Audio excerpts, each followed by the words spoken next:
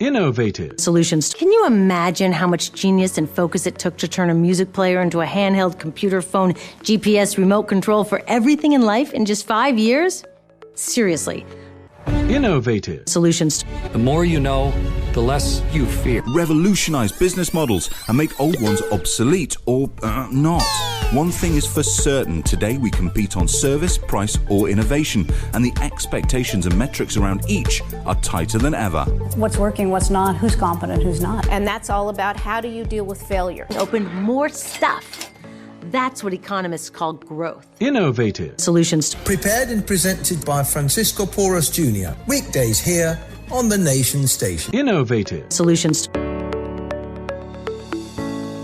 Drones are fast entering the front lines in the battle against the global COVID-19 virus, with infections passing 3 million and exceeding 200,000 as we speak. The world is thirsty for innovative methods to slow down the rate of infection and flatten the curve. Using advanced technology, drones can now provide life-saving solutions. And to talk about this incredible breakthrough and a winner of the recently concluded National Research Award for his brilliant research in transportation, it's an honor to have with us Dr. Ahmed Maashari. Thank you, Frank, for having me on. Doc, can you tell us about your background? Can you tell us about yourself first? So I'm an associate professor at Department of Electrical and Computer Engineering, Sultan Qaboos University. Okay. I'm a PhD holder from Penn State. My work mainly is in hardware architecture, working on AI algorithms. I do a bit of machine vision, basically use machines to analyze images and extract some knowledge. And congratulations for winning the National Research Award recently. Thank you very much. Yes. Yeah, appreciate it. I mean, everyone is looking for ways of how we can get more out of these technologies. The thing now is that knowledge is available. You can access information. It's just a matter of, having the will to use all these technologies for something good. And I think that's what we're trying to do in this project. Drone COVID-19. Tell us about it. The point is we're trying to detect suspected infections from a distance. Okay. So what we did is that we have a drone which is equipped with a camera. And that camera can basically capture both colored images as well as thermal information. So we can measure the temperature from a distance. These cameras are sent out to some locations. They scan the area and they will detect individuals using their faces and their posture. And when they detect individuals, they try to measure the temperature from distances that can reach up to 15 meters. Okay. And they try to analyze the behavior. We're trying to find cues that might be considered as a symptoms of COVID. For example, coughing, sneezing, and so on and so forth. Thermal cameras are always available in the market, but the challenge was that these cameras, they have a high error margin. So they measure between, the error margins between plus minus 5 degrees centigrade, which is really not really good if you want to have accurate detection. So the AI algorithms that we have developed, it allows us to narrow down the error down to 0.5 degrees centigrade, which is pretty accurate if you want to detect infections from a distance. All right. So this is quite different from the usual drone technology that they have already in the market. This is an improvement or a development. I mean, as I mentioned, thermal technology was out there for a long time. It's been used in many applications, oil and gas, for example.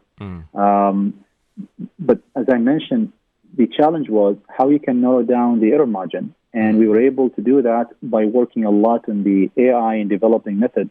Yes. And that basically took the bulk of the time. Not only an improvement, but also adding features that wasn't there. So it wasn't really used before to detect actions of humans. Now we have that in this prototype. Was it able to achieve this one based on your study? Did you have some achievements here? Yes.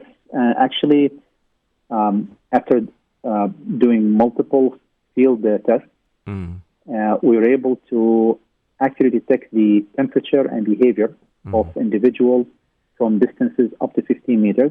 And we can actually now measure multiple individuals all at the same time in real time. Wow. And that was basically the thing that we are really proud of, that we can do things simultaneously, which is not really done currently with other cameras.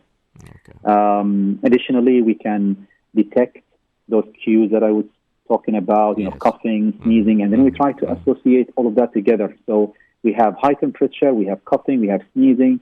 We put everything in some kind of equation, and we try to figure out, do all these cues really indicate that we have a case? And based on the confidence of our diagnosis, we can report that. And what we report is basically the exact location, GPS coordinates. We can also report information about the individuals. And all of that can be sent to the authority to take further action. There's a crowded area, for example. They have some kind of a gathering or whatever it is. So that drone will detect those people actually sick or, Exactly, especially in crowded areas. The prototype itself, it will excel in open environments, outdoor environments. So it can scan all these individuals rapidly, and then it will try to detect who is suspected to be infected or has the symptoms of COVID-19. Nobody could probably detect that one, previously regarding just the thermal thing. But what challenges do you expect in full implementation of this drone and AI technology as a COVID detection measure? So one of the things that I have to stress is that we are detecting the symptoms, not COVID itself. So we are only looking for symptoms that appear to be COVID-19 symptoms. Okay. And the other thing is that we can only use this prototype in open environments. So we can actually detect cases for people behind closed doors. We cannot do that. Okay. I just want to make this clear because, once people hear about this, they might have, their own ideas about the prototype. The other thing, because we're using drones, then we come whole host of restrictions with drones. As you know, if the weather is bad, we cannot fly the drone. Yeah. If it's an area which is restricted, we cannot fly there. So because we're using drones, we should expect to be restricted with the same limitations of drones and other applications. How do you envision this beyond the prototype used in the study? We hope that it be used by authority in more field tests. A, because we think it might help. It will be a good tool to use. And B, because we really want to see how the prototype really acts in other kind of environments than the ones that we have conducted in, because we always want to improve on the algorithms we have. And the only way to do that is to deploy it more and more and dispatch it in different locations. And so basically, that's what we're hoping for. Do you have a prototype already, ready-made for this one? Oh yeah, we've developed the prototype. So on one side we have the hardware part, which is the drone with the cameras. On the other hand, we have the algorithms that we have developed. We are running on a cloud, some servers that we have, and then we transfer the information to the cloud. We do the calculations. We run our algorithms, and then we produce the results on some kind of dashboard. We welcome any kind of collaboration, but we are more interested of working with other bodies. Ministry of the Ministry of Health. We're very supportive, and we hope to collaborate with them more in the future. So wherever we can use this to help, we're more than glad to do. Okay. So how about funding? Yeah, the project was mainly funded by Ministry of Higher Education, Research and Innovation. It was part of their initiative released back in March or April, where they invited scholars to propose ideas to help with COVID. And our project was one of the other projects that won the award for that. And so I thank them really for the support that they provided. Because of it, we are here today. Yeah, okay. So that's pretty good. Are there plans to explore the same technology for other health-related purposes? Given that the system that we have, it detects the symptoms, then other diseases can also be detected if they have the same symptoms. I'm not really a medical doctor, so it's not really my area. And that's why we welcome the collaboration. So any other medical application that requires the same kind of detection, the same or similar symptoms, I think our prototype can fit with some customization. We're going to be back for a bit and continue our discussion in just a while. Innovative. Solutions. Can you imagine how much genius and focus it took to turn a music player into a handheld computer phone, GPS remote control for everything in life in just 5 years? Seriously. Innovative. Solutions. The more you know, the less you fear. Revolutionize business models and make old ones obsolete or not.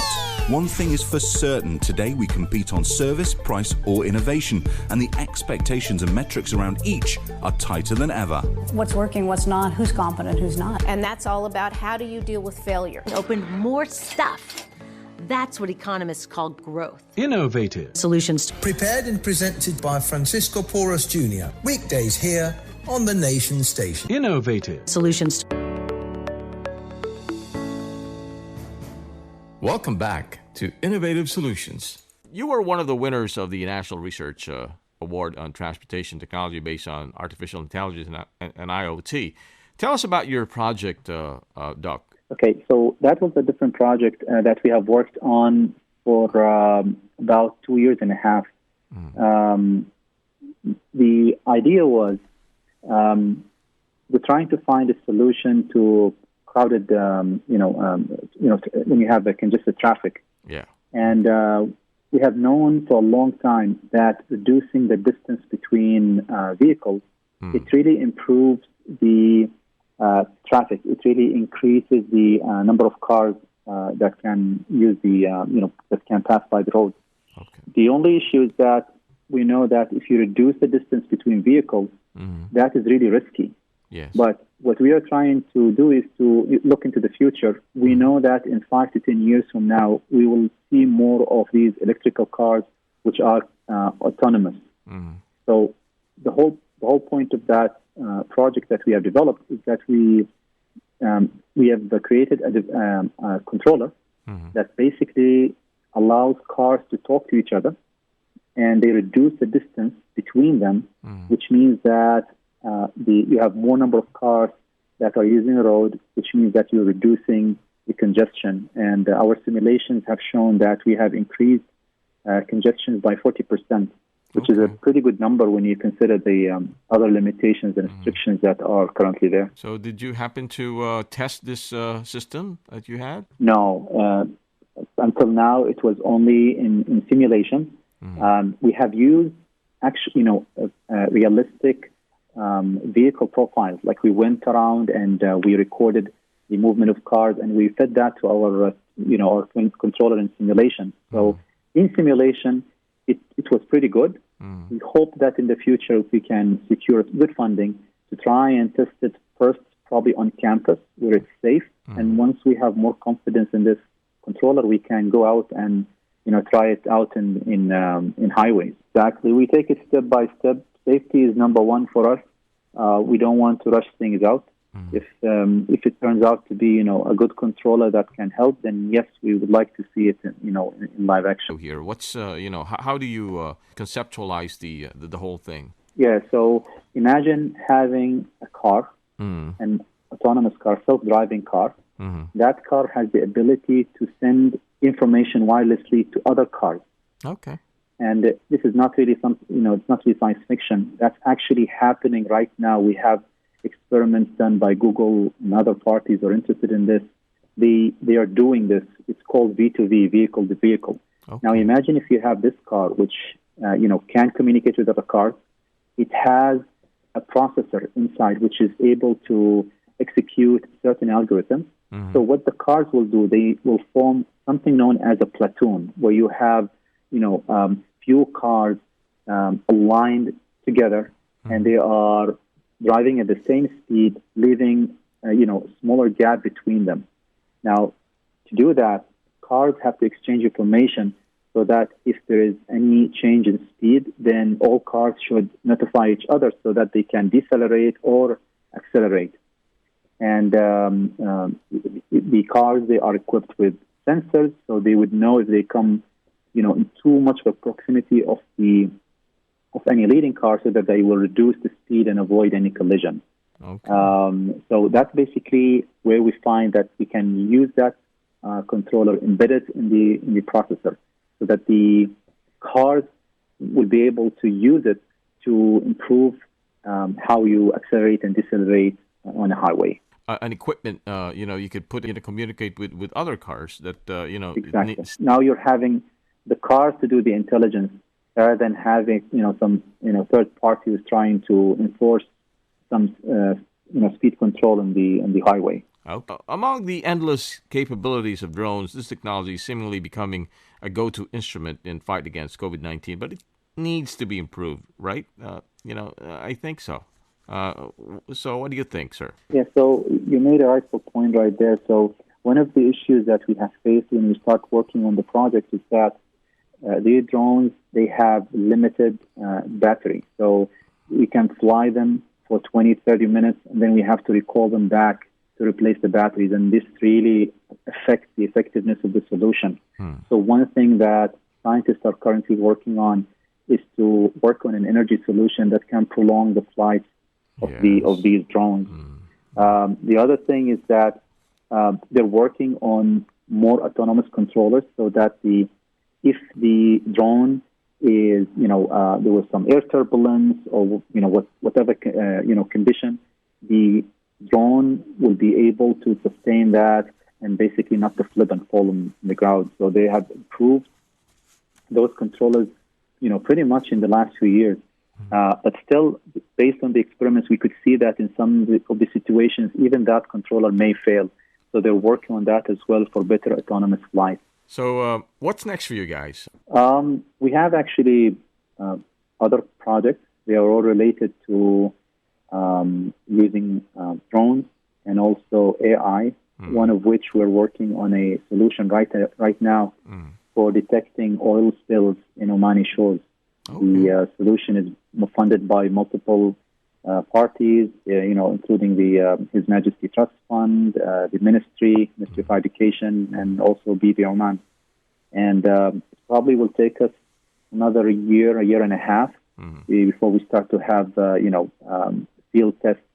And that's something that we are really excited about. So what kind of projects are you talking about here? Right. So currently, whenever you have an oil spill, the time it takes to detect it and contain it takes long time, and you're really racing with time because if you don't contain the spill, it will wash off on the shore. Okay. So what we are trying to do here is that when you send the drone automatically will detect the spill. It will even estimate its area. It will collect some other information like the wind speed and so on, so that it will project where that spill is going to, how far it will extend into which direction. And we're also developing an unmanned surface vehicle, basically an autonomous boat, which can be dispatched at that location, where it can automatically take a sample of that oil spill and bring it back to the shore so that it can be analyzed. Okay. And we have finished 2 years of the project. We're almost about to finish the second year of this project. And we were hoping that by next year, if things improve because of the restrictions right now, we cannot really conduct too many experiments, but we're hoping that by next year, we will have the system ready and we can, demonstrate it to whoever it is. Wow, this is incredible. Yeah, this is the first time that I heard that, a drone could probably detect an oil spill. Do you have any idea that this probably take you to the next level or something? I think having such a solution will be an eye-opener where you can use the same platform for other applications. In fact, we are also having, part of the work that we do right now, we're also investigating detection of red tide. When this algae bloom, it comes to the shores, they have to close the water desalinators because it really clogs their pipes where they suck in seawater for desalination. So we can use the same platform with some customization to even target the algae bloom, also known as red tide. So I think once we have that platform, it can be used in multiple other applications. The invisible enemy requires an approach so unique and so intelligent. We need every type of soldier we can muster to fight. Drones are formidable ally that take our place on the front lines and keep us safe. In our increasingly desperate present, spending time and money on tech like these should be thought of seriously. Thank you very much, Doc, for being here. It's a pleasure and an honor to have you in our program. And again, congratulations for winning the one of the winners of the National Research Award recently for transportation technology. Thank you very much again, Frank, for having me on. And in half a minute, if I can thank a few people who were very helpful in this project. Go ahead. If you allow me, I would like to thank my colleagues, Professor Haj Burdus and Dr. Ashraf Salim, who they were investigators also in this project from the Department of Electrical and Computer Engineering. I also want to thank Dr. Amal Dardiri and Engineer Ahmed Ghadani for their help in the experimental work. And special thanks to the Ministry of Health and also the Telecommunications Regulatory Authority for their logistics and support that they have provided, and also to the company Data Cloud. They actually offered us their cloud services, which allowed us to do to run our algorithms on. And lastly, I want to thank Azam Technology Company for coordinating some of the field tests that we had initially. We have lots of technology now, and I really encourage students, even if they're still in school, to learn programming, to learn about these technologies.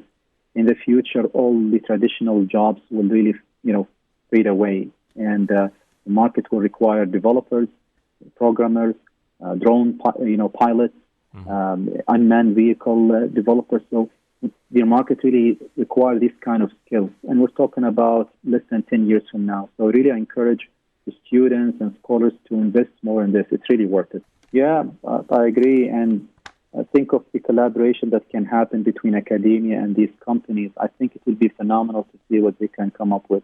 All the best and more success to you in the future. Thank you. Appreciate it, Frank. Yeah, okay. All the best. That's Dr. Ahmed Al-Maashari, a professor and one of the country's brilliant engineers in technology.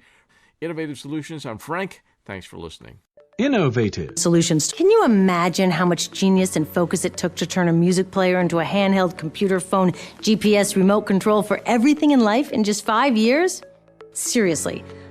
Innovative Solutions. The more you know, the less you fear. Revolutionize business models and make old ones obsolete or not. One thing is for certain, today we compete on service, price or innovation, and the expectations and metrics around each are tighter than ever. What's working, what's not, who's competent, who's not. And that's all about how do you deal with failure. Opened more stuff.